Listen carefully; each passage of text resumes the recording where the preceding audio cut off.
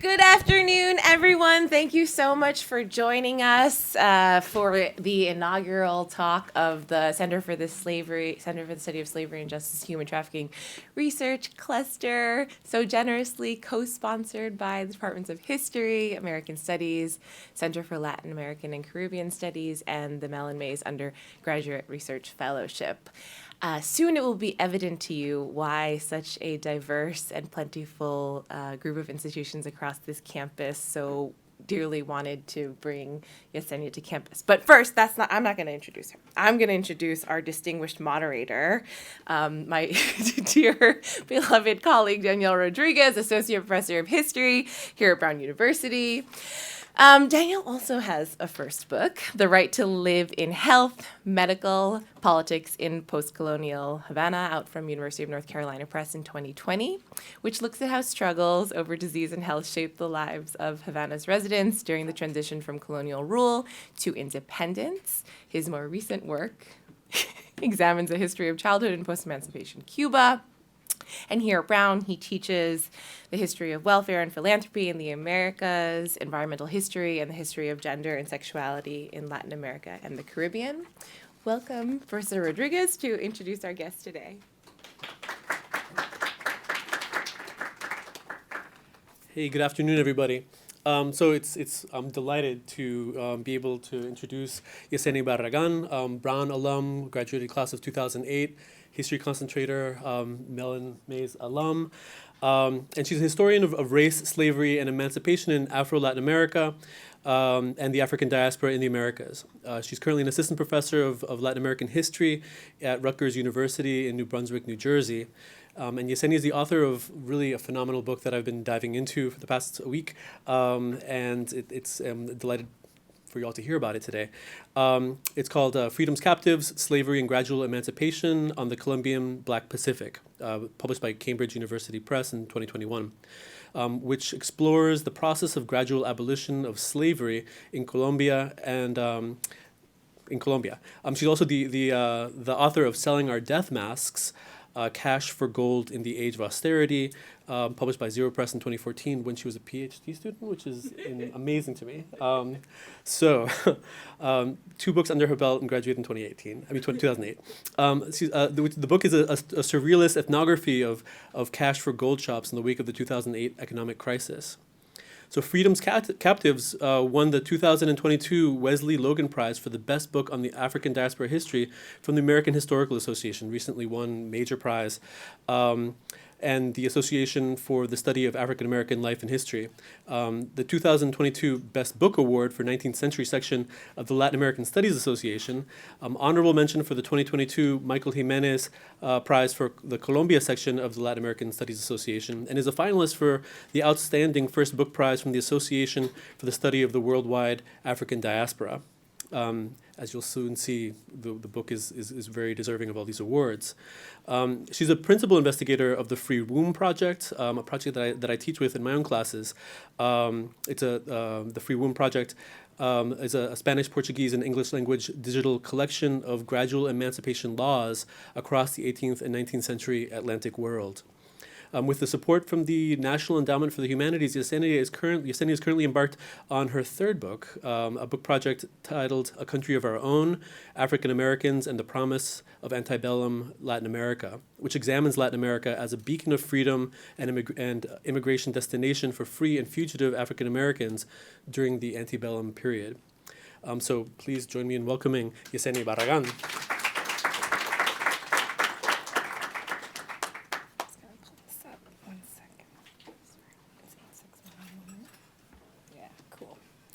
All right, thank you so much, Dr. Rodriguez, for that introduction. Good afternoon, everyone. It's really an honor to be here back at Brown. This is where I first fell in love with the study of history, the study of the mind, and was encouraged to do so by my mentors. And so it's just incredible to be back here with all of you. But I also have to especially thank my dear friend Elena for all of her thankless, and I mean a lot of work that she put into bringing me out here. So thank you so much, Elena. It really means a lot to me. Thanks everyone again for coming out. So today I'm going to be talking about my recently published book, Freedom's Captives, Slavery and Gradual Emancipation on the Colombian Black Pacific. And this book is a narrative-driven social, political, and geographical study of the gradual abolition of slavery in Colombia, focusing especially on the Pacific coast of Colombia, which was the gold mining center of the former Spanish Empire and the largest area in the Americas, inhabited primarily by people of African descent. My study begins in 1821, when a gradual emancipation law was enacted in Colombia, and then examines the immediate post-emancipation period beginning in 1852, when slavery and gradual emancipation was abolished. So today I'm going to be talking mostly from content from chapters 3 and 4 of my book, which focus on the political project of gradual emancipation and the generation of captive children most impacted by this project. Now, in order to get a sense of the significance of my book, I thought it would be helpful to reflect upon its larger contributions. So by focusing on the protracted process of gradual emancipation in Colombia, this study deepens our historical understanding of the experiential borderlands between slavery and freedom in the hemisphere. But more than that, this study fundamentally reframes the historiography of emancipation in the Americas and in the Atlantic world by inserting Colombia into the narrative. The foundational studies for those history nerds of gradual emancipation focus on what I call the first and third waves of gradual emancipation that unfolded in the late 18th century and the late 19th century. The first wave occurring in the northern United States and the third wave in Cuba and Brazil. But this project turns to the second wave of gradual emancipation in Latin America that occurred in between these two waves, that is, during the early 19th century, particularly in Spanish South America. As opposed to the first wave, the second wave of gradual emancipation in this region included all or nothing national propositions that sparked cataclysmic conflicts resulting in extensions of bondage and even war. The hemispheric impact of the second wave later influenced the adoption of gradual emancipation in Cuba and Brazil, the most significant bastions of slavery in 19th century Latin America. Even more, a view from Colombia shifts our understanding of hemispheric abolitionism. From my research, I discovered that a diverse array of abolitionists across the Atlantic world viewed Colombia as a model of emancipation in the early to mid-19th century, and so Colombia was far from marginal in this larger public sphere of white abolitionism. But apart from this historiographical contribution, this project focuses on the little-known world of the majority Black Pacific lowlands of Colombia, a center of the Black Pacific world, a place that constantly escaped white governability. This is a story about a non-plantation, rural, gold mining economy that habitually sowed terror while also opening up unusual opportunities for freedom, thereby upending a neat dichotomy between rural and urban slavery. This is also a story about an extraordinary place, which is officially one of the rainiest places in the world, where there are literally hundreds of gold-rich rivers commanded by independent boatmen and Black women gold miners, plentiful rainforests covered to escape and commit disappearing acts, free Black and Indigenous villages managed by mayors of African and Indigenous descent.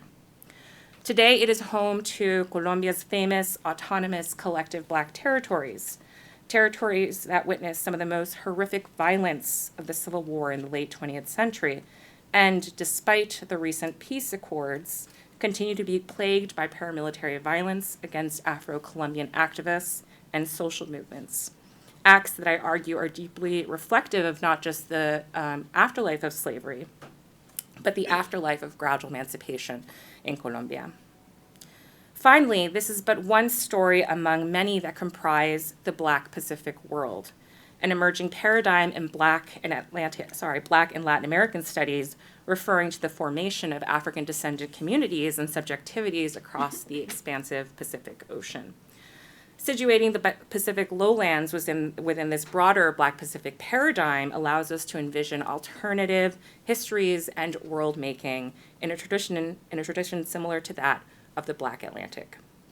So this project is not only about Colombia's role as a metaphorical frontier at the second wave of gradual emancipation in the Americas, but how these hemispheric dynamics were enforced and contested in an extraordinary frontier region. This then is a history of a remarkable place in terrifying times. Before we begin, however, I just want to give a content warning. Some of the topics and scenes we will be witnessing are difficult. So if you need to, for whatever reason, step aside for however long, I understand. For now, let's turn to a remote village on the Colombian Black Pacific.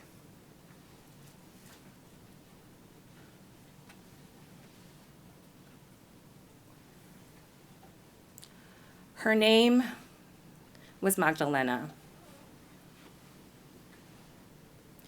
We don't know how old she was when it happened.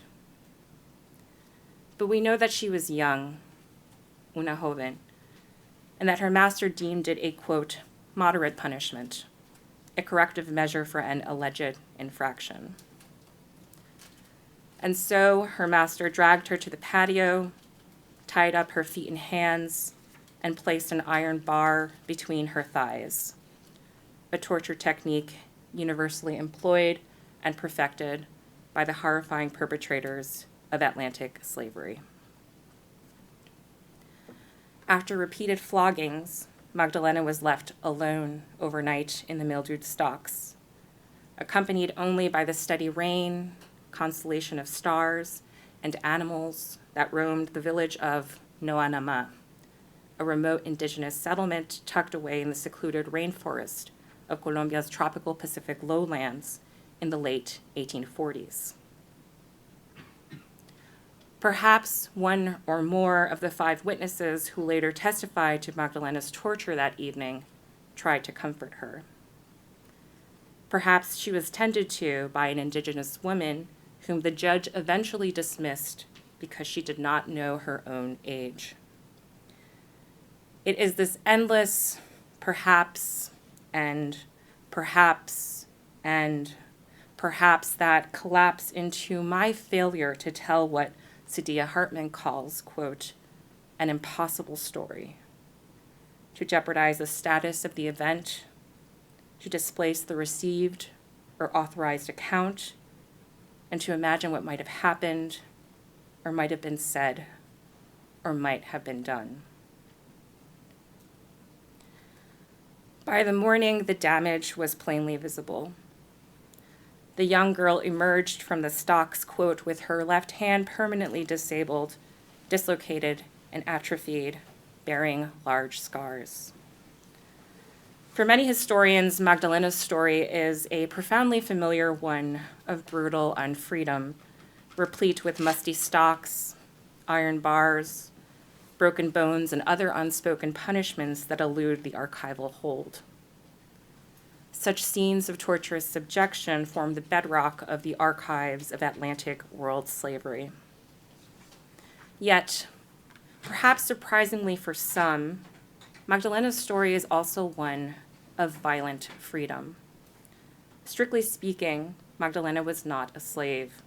She was a child of the free womb, a new social subject established with the Gradual Emancipation Law adopted in 1821 by slaveholding officials in the newly founded Republic of Gran Colombia, encompassing present-day Colombia in blue, Venezuela in yellow, Ecuador in pink, and Panama as well on the Isthmus. Inspired by earlier gradual emancipation laws in the late 18th and early 19th century Atlantic world, this law stipulated that all children born from enslaved women after the law's promulgation in 1821 were legally free, but bonded to their mother's masters until the age of 18. Although Magdalena was ostensibly free, her peculiar condition as a captive within an evolving debt bondage economy in 19th century Colombia allowed her tormentor to believe that he could tear her apart without consequence. For thousands of young individuals like Magdalena, freedom under gradual emancipation produced disastrous consequences. Magdalena's life-negating experience captures the paradox that has defined the making of the modern world in the greater Americas, how the rhetoric and politics of liberal freedom undergirded and extended policies of unfreedom. Freedom's Captives explores competing struggles over disparate modes of freedom and bondage in Colombia and the Colombian Pacific during the age of gradual emancipation. I call the 31 years from the law's enactment in 1821 to the final abolition of slavery in 1852 the time of gradual emancipation rule in the northern Andes. And I do so in order to see this period as a distinct moment in the history of liberal racial governance rather than an inconsequential and benign prelude to the final abolition of slavery. The promissory freedom granted to the children of the free womb during gradual emancipation rule came to embody the quintessential paradox of liberal freedom in Colombia. These children were free, yet captive, raceless, yet Black. As my book contends, the liberal freedom generated through gradual emancipation rule came to constitute a modern mode of racial governance that birthed new forms of social domination while temporarily instituting de facto slavery. Although an end date was set for the eventual abolition of slavery, I argue that speculating slaveholders in Colombia paradoxically came to have an even greater stake in slavery through gradual emancipation rule.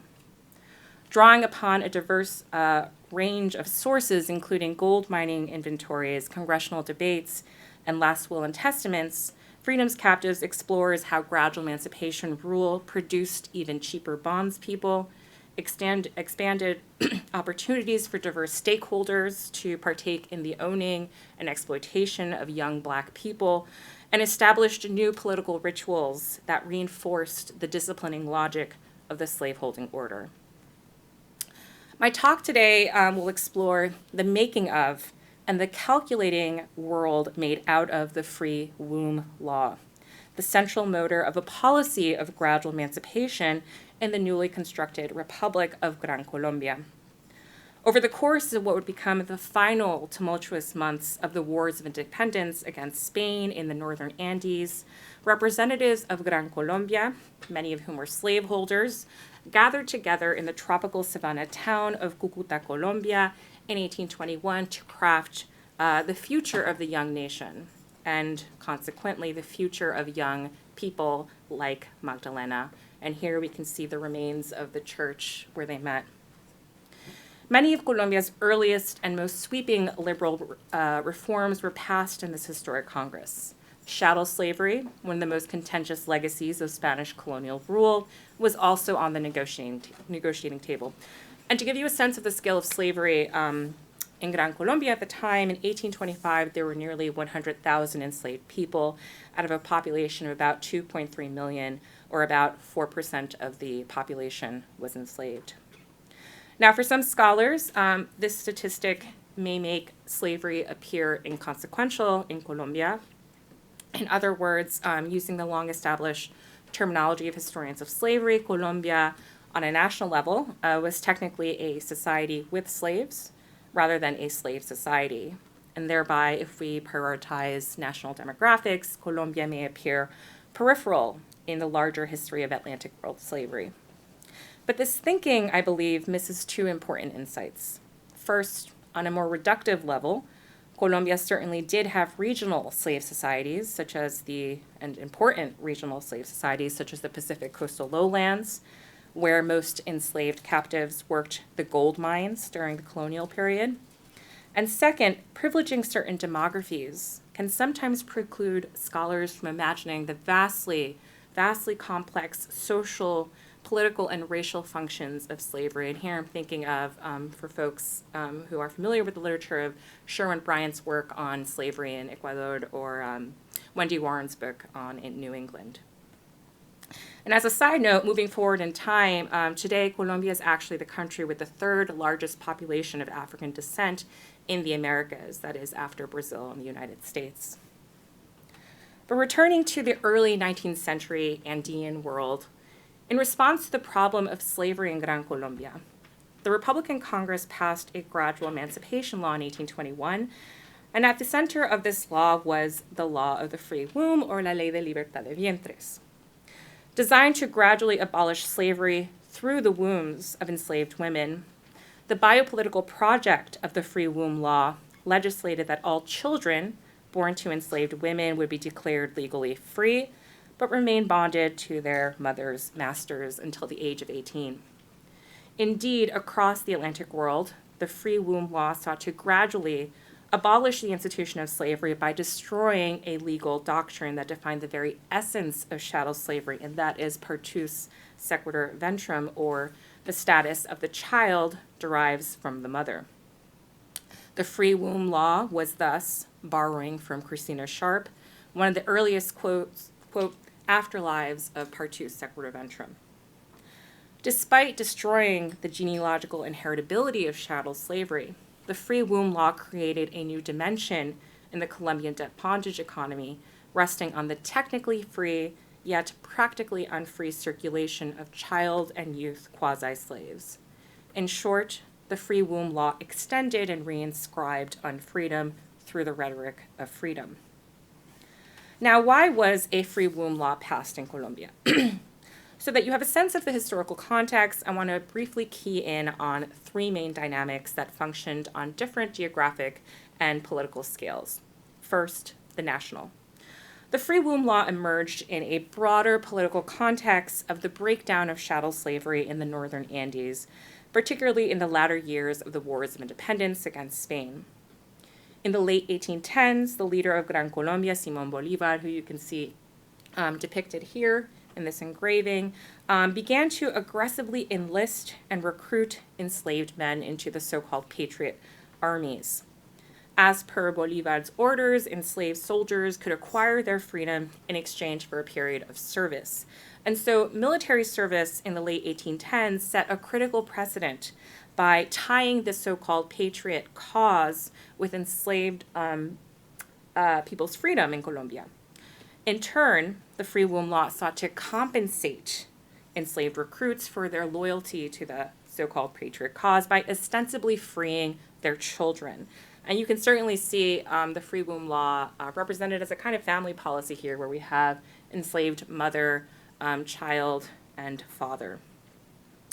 There were, of course, political economic dynamics at play as well. That is, the turn toward gradual rather than immediate emancipation was undoubtedly influenced by the fact that a majority of the post-war economy depended on gold mining, and gold mining depended on chattel slavery. So from the perspective of the new Republican rulers, immediate abolition would collapse the economy. Now, the second dynamic to understand why an emancipation law was adopted in Colombia is the Haitian Revolution and the specter of Haiti. In 1804, after 13 years of slave rebellion and war, the Black Republic of Haiti was established. And soon thereafter, Haiti abolishes chattel slavery, thereby becoming the first abolitionist republic in the Americas. In the aftermath of the Haitian Revolution, the Black specter of revolutionary Haiti became a crucial source of racial and political anxiety for the Colombian white elite. In fact, in making his case for emancipation, Simón Bolívar drew upon the specter of Haiti. At the Congress of Angostura in 1819, which formally established the Republic of Gran Colombia, Bolívar summoned the historic and dreaded examples of, quote, the helots of Spartacus and of Haiti, that prove that one cannot be simultaneously free and enslaved except by violating at one and the same time the natural law, the political laws, and the civil laws.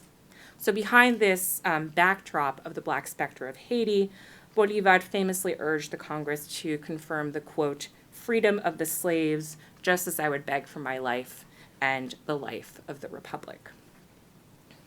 Lastly, another crucial dynamic was the Atlantic world context. Colombia was not the first government in the Americas to pursue a policy of gradual abolition through a free womb law.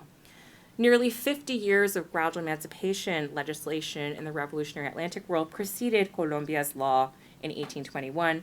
And here you can see in a table I've designed categorizing three waves of free birth.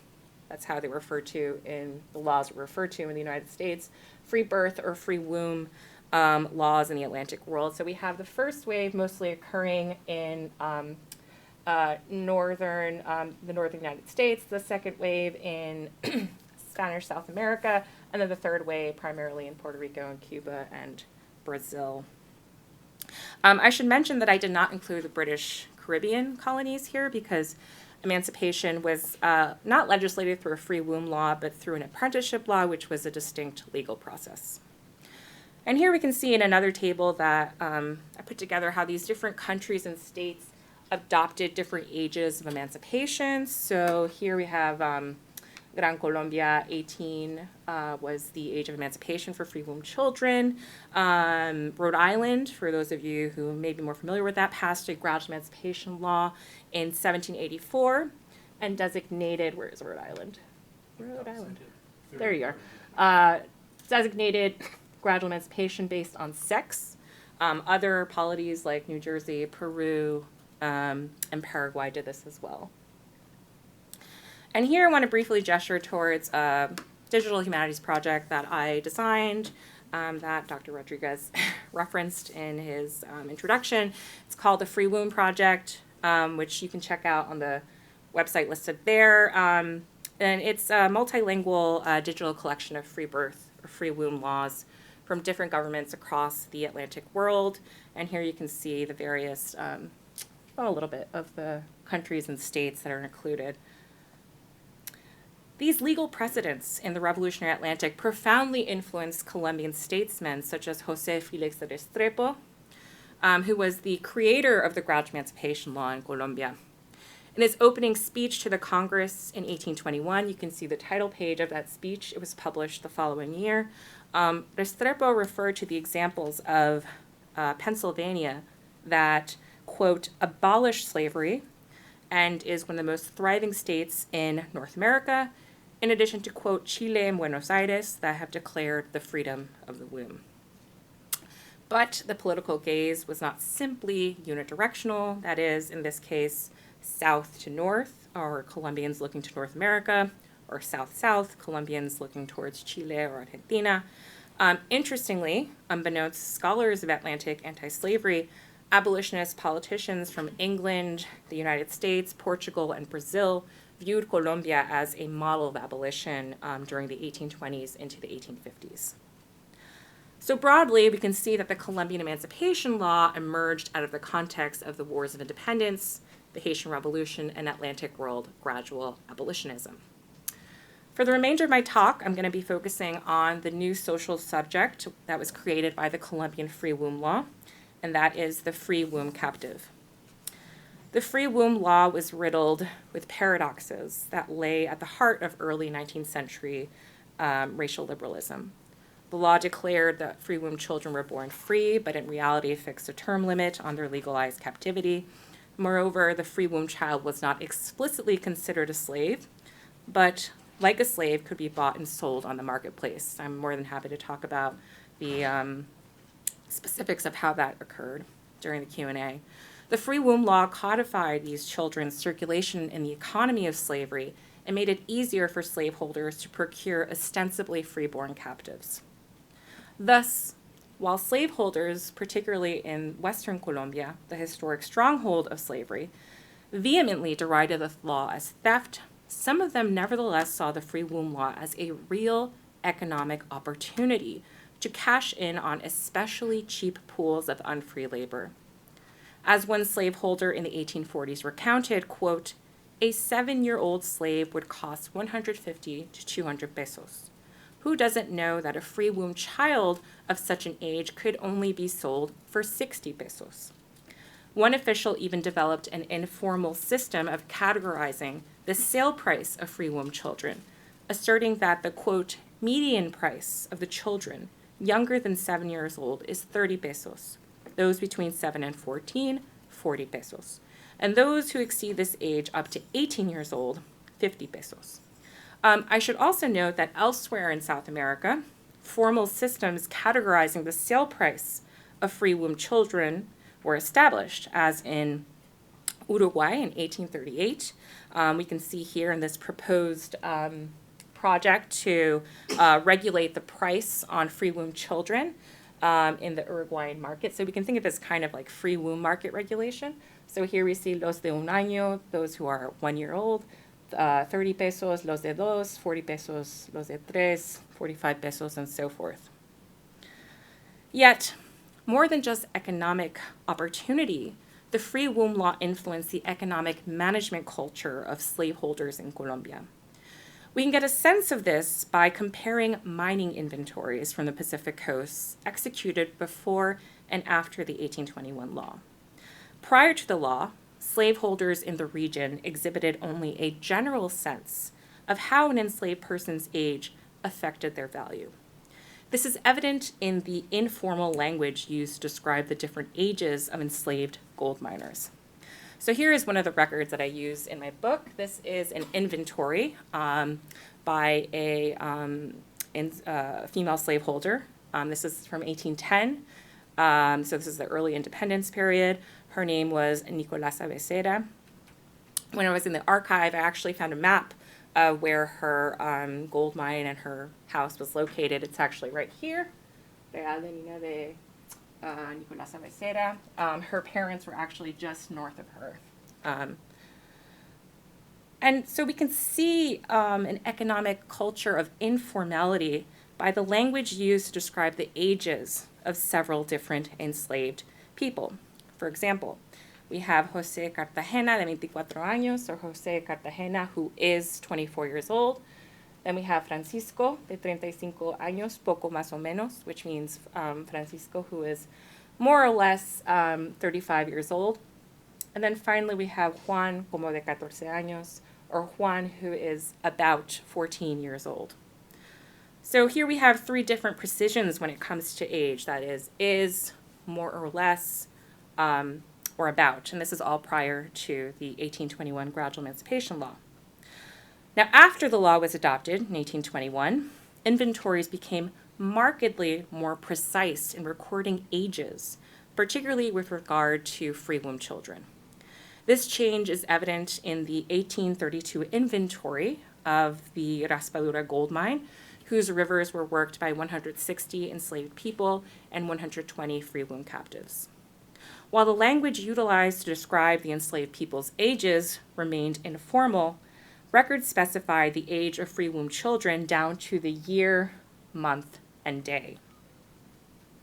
For example, the free womb girl, Maria Vicenta, was listed as being 4 years, 1 month, and 8 days old. In this sense, the free womb law intersected with emerging modern business practices that emphasize planning on the micro and macro levels, as well as greater precision of so-called asset management, features of a capitalist culture that would expand in Colombia in the 1840s. And we can get a sense of this expansion of capitalist practices in Colombia during this period by examining the rise of, for example, savings banks in the mid to late 1840s, which enslaved people participated in. So this is a fascinating document. It's a summary of deposits, at least it's fascinating to me, summary of deposits from the Caja de Oros, which is Spanish for savings bank. The first one was established in Bogota, the capital, in 1846, and this one is a record from the Colombian Pacific coast in March 1848. And on the right, you'll see how the depositors are classified. It says esclavos, slaves. 2 enslaved peoples deposited a total of 77 pesos in the bank. And in part, this is fascinating because summaries like this were published in the national newspaper, La Gaceta Oficial, so they were circulating among the reading public. There's a lot to unpack there. We can also see the expansion of capitalist practices through the passing of new ordinances, such as this one from the late 1840s that obliged free womb children who worked in domestic service to sign official contracts with their masters. So these sources are kind of part of another project I'm developing about slavery's capitalism in the so-called anti-slavery republics of South America. Nevertheless, returning to this document, we can see how the free womb law forced slaveholders to focus more precisely on the day-to-day details of their enterprises. This more intense calculation of the years, months, and days ticking by also forced slaveholders to imagine an eventual post-slavery order. I argue that this awareness of time and impending emancipation also affected the terminology used to refer to free womb children. And I do so through a careful analysis of the changing lexicon of free womb children in the notarial records of the region, including records like notes of sale, last will and testaments, and debt payments. I found that from the 1820s to the late 1830s, the free womb child status was described in particular ways that marked their special legal status, including under the law of manumission, free by the law of manumission, or of the free womb. And we can see an example of this here. It says, un hijo libre por la ley, a child free by the law. But beginning in the late 1830s and increasingly into the 1840s, the children were referred to as manumitidos or manumisus, which translates into manumitted slaves, terms dating from the colonial period. You can see an example of that here. That these far older terms of manumitido or manumisu replaced references to the free womb law as a shorthand for the status of these children signals an attempt to gradually align these children's special legal status, thereby entrenching slavery's hold under gradual emancipation rule. Alternatively, the term might have signaled the ways in which the free womb children were increasingly considered manumitted subjects of the emerging Colombian state. Thus, not only was the free womb law a way of reinscribing unfreedom through the rhetoric of freedom, but it was also seized upon by slaveholders as an opportunity for cheap labor and inadvertently bureaucratic modernization. But the Colombian free womb law was, borrowing from historian Barbara Fields, not a, quote, fixed condition, but a constantly moving target. In the early 1840s, gradual emancipation rule was reconfigured when Colombian slaveholders changed the age of bondage. After July 1839, an entire generation of children born from enslaved mothers after 1821 were scheduled to turn 18, therefore allowing them to pursue a life of full freedom. And this language or this phrase, full freedom, was used by the kin of free womb children that I found in various petitions in the archive. However, Colombia's first civil war, the War of the Supremes, beginning in 1839, would modify that timeline. So very, very briefly, the slaveholding classes of Colombia feared this war because many captives and free Black people joined the rebel forces. And we can see this kind of ominous racialization of the soldiers in this artistic rendition of the rebels at the time. So amid the Civil War, political pressure to modify the free womb law began to build. Finally passed in May 1842, in the aftermath of the war, a mandatory apprenticeship program was adopted where the children of the free womb would be forced to work under a suitable master until the age of 25. So from 18 to 25 years of bondage, meaning 7 more years of forced labor. And if we know that the average life expectancy of a Colombian at the time was about 25 years of age, we can see how the apprenticeship program was essentially a life sentence. Colombian authorities no doubt found legal inspiration for the system of free womb apprenticeship in the various modifications to free womb laws adopted by their fellow republics in the Andes in the in the late 1830s and early 1840s. For example, in 1840, authorities in Venezuela changed their free womb law to force children to serve as apprentices until the age of 25. In 1839, Peru changed its free womb law to an even more repressive degree, extending the age of bondage to 50. Moreover, in adopting this new system, Colombian officials were inspired, especially by the British and their apprenticeship model in the West Indies. In the early 1840s, Colombian diplomatic officials in London and Kingston began to formally request the British government's acts, decrees, and regulations pertaining to emancipation. So here we can see how the British model helped shape the Colombian Congress's adoption of apprenticeship. And this larger history shows the many directional gazes of 19th century Atlantic anti-slavery. 10 years after this new law, amid a liberal revolution, Colombia Colombia's Congress finally abolished slavery in January 1852. And the Colombian government passed final abolition with compensation to former slaveholders. So here is a compensation record for a former slaveholder from Buenaventura on the Pacific coast for 6 enslaved people he possessed. And while I'm here, I want to briefly gesture to another digital project that I'm in the very early stages of, but that is going to digitize compensation records stored at the National Archives in Bogota. And I'm hoping to kind of link it up to like a larger conversation about reparations in the country. I'm happy, again, to talk about these records. Yet, despite final abolition, gradual emancipation rule remained insofar as many children of the free womb continued under the tutelage of their mothers' masters. Various officials, like the governor of Popayán in southwestern Colombia, argued that the final abolition law did not include the children of the free womb. The free womb captives thus remained in juridical limbo until April 1852, when Congress passed a law legally emancipating them. And among the thousands of emancipated free womb captives across Colombia was Magdalena. What ran through her mind, knowing her tormentor no longer had legal dominion over her, eludes us. Perhaps joining her mother, sister, or cousin, Magdalena would build a new world for herself that violated the wildest dreams of her captors. Yet, the violence of gradual emancipation rule had been done. Magdalena would never have her whole, unbroken body back, and undoubtedly so much more. Thank you.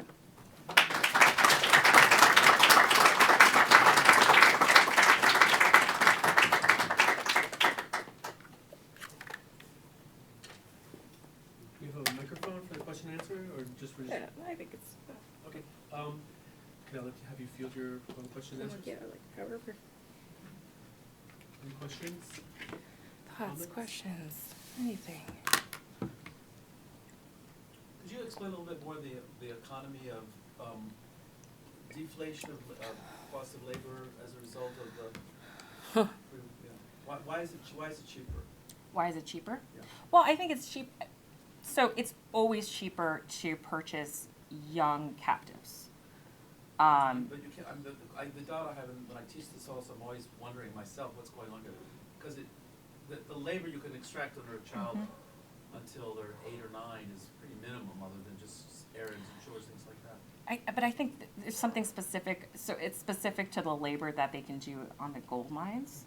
So yes, so children can. So it's a little complicated, but basically, they're sifting the sand for gold. They're basically with their mothers, alongside their mothers, sifting for gold, because that's like the specialized labor that women and children do. So that's particular to the Colombian Pacific situation.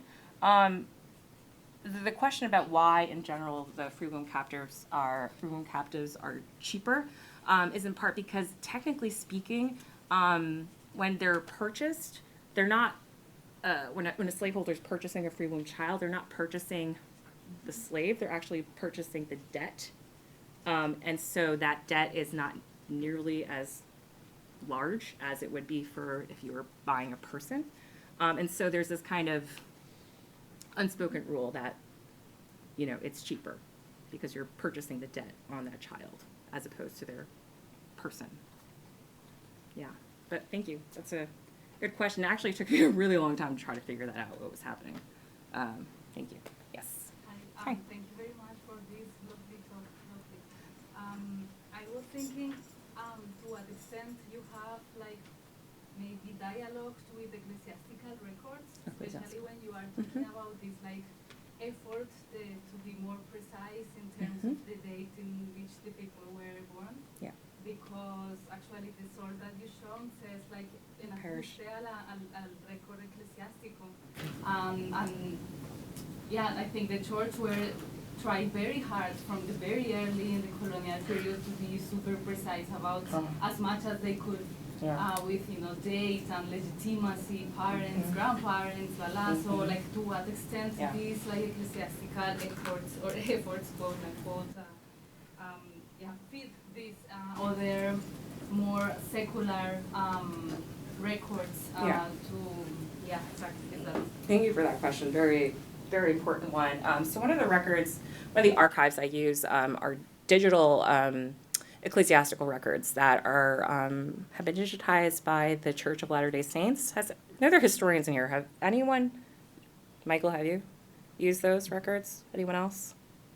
Okay, they're wild. The politics behind that is really fucked up, honestly. It's part of this like evangelization kind of like conversion project. I'm not going to get into that. All to say, for a historian, it's incredibly rich. So what they do is they go to like little pueblos like around the world, and they digitize all the confirmation records, marriage certificates, death certificates. For my case, I looked at those records for the region that I was looking at. But specifically about your question, yeah, the church is so important in this period.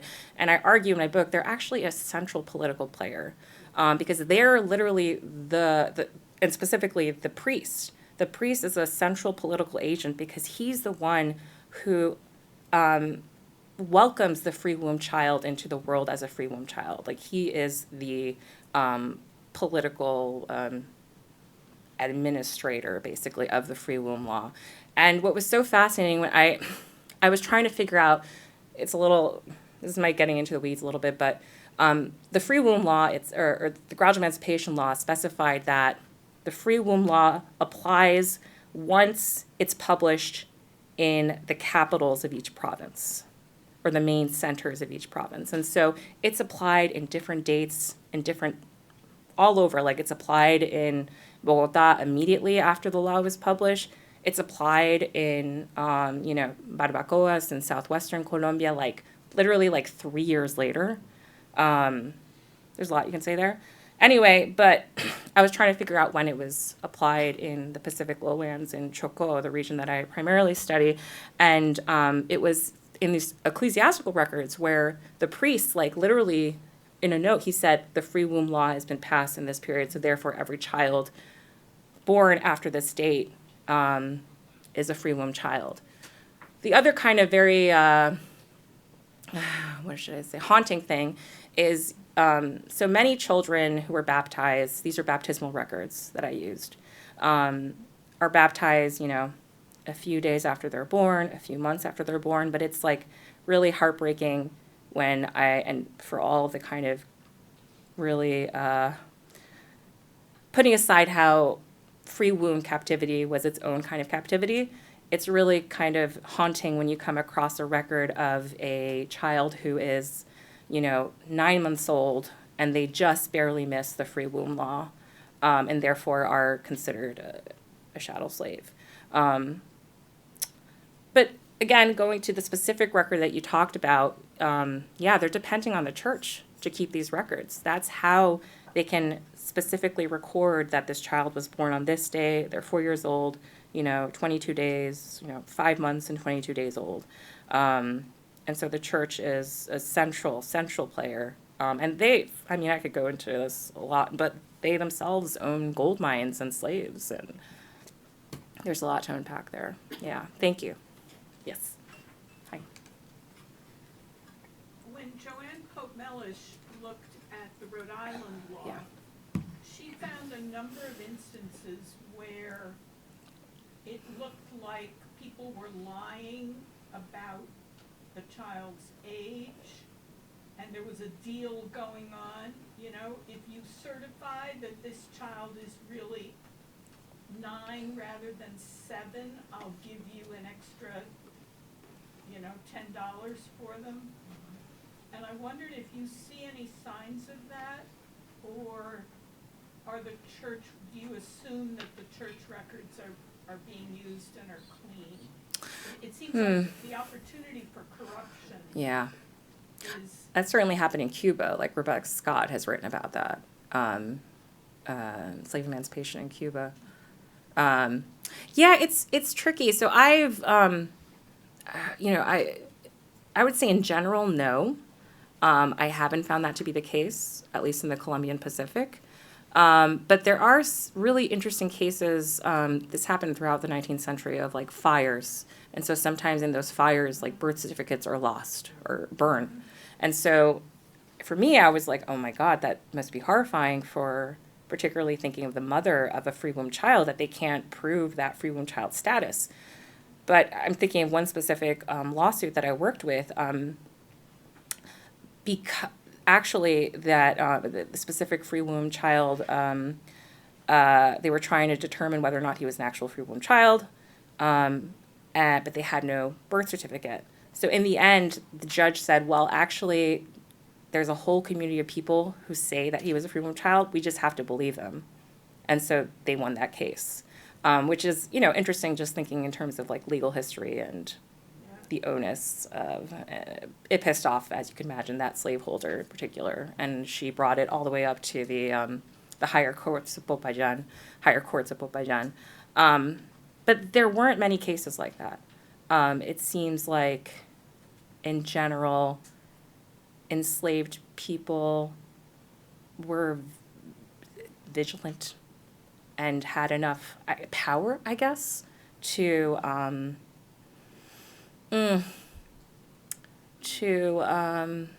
hold on to that kind of, what do I want to say, to determine whether or not their child was a free womb child. Like, it doesn't seem to have been not the same kind of situation that Joanne Pope Mellish, which I love that book and was really important. But did you want to say, sorry? So it's the black women exercising power that makes it, they're defending their own kids. Yeah, I think so. And also, like, I think you have to, and I didn't get into this in the presentation, but this is like a region that is fiercely autonomous. Like, black people, free black women, free black families, they control the rivers, they control what's happening in the towns.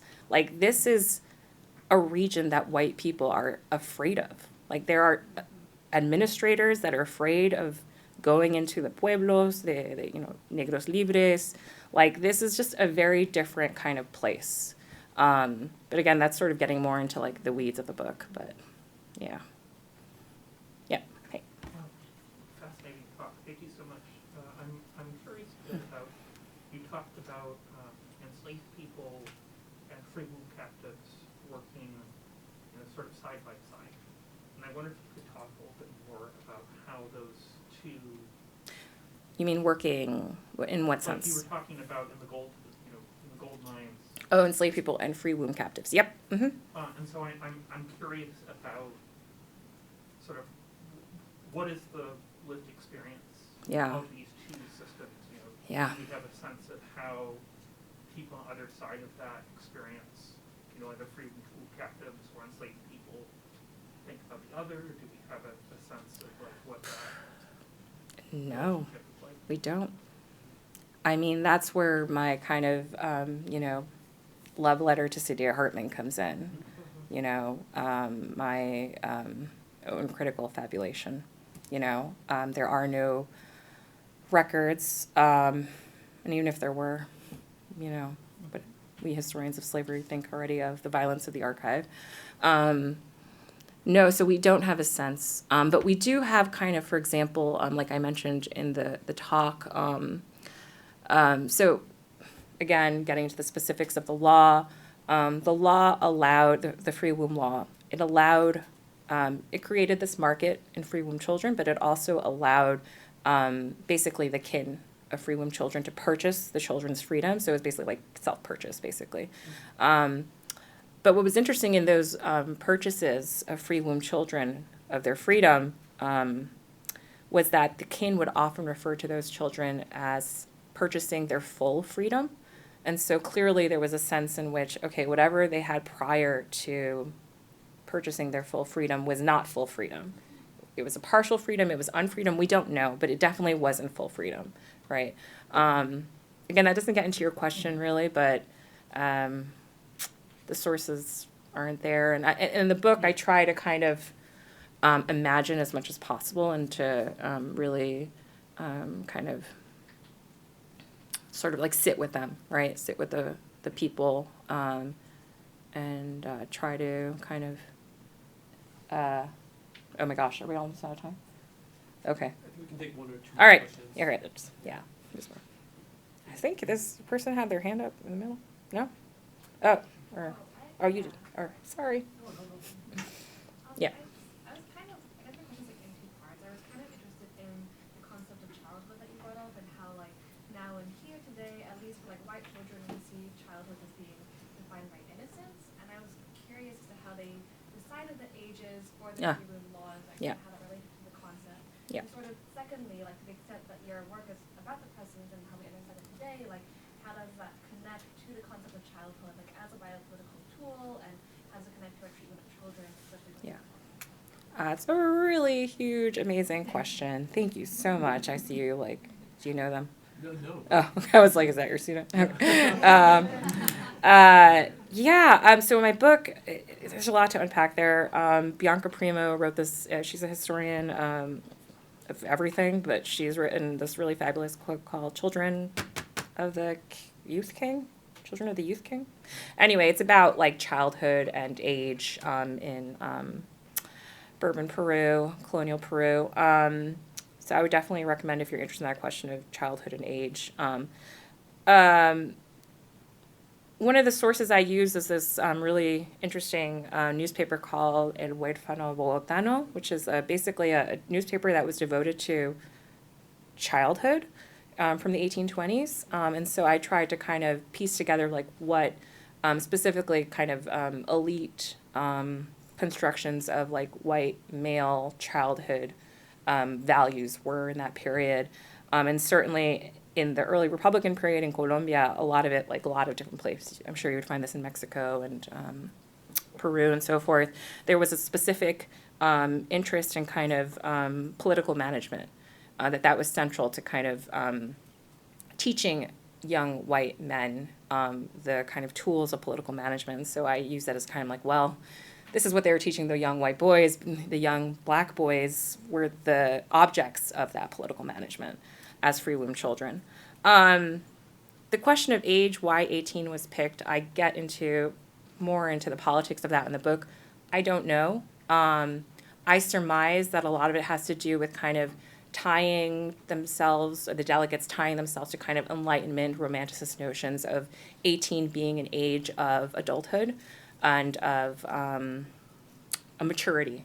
And so a lot of these folks were obsessed with Rousseau, and Rousseau in the late 19th century, 18th century wrote this book, Émile, where he talks about 18 as being this age of maturity, maturation. And so my guess is that sort of it's kind of like, although there were debates, I should say, lots of going back and forth. Some delegates were pushing for 25, some delegates pushing for 30, but in the end, it was quite contentious, and they voted on 18.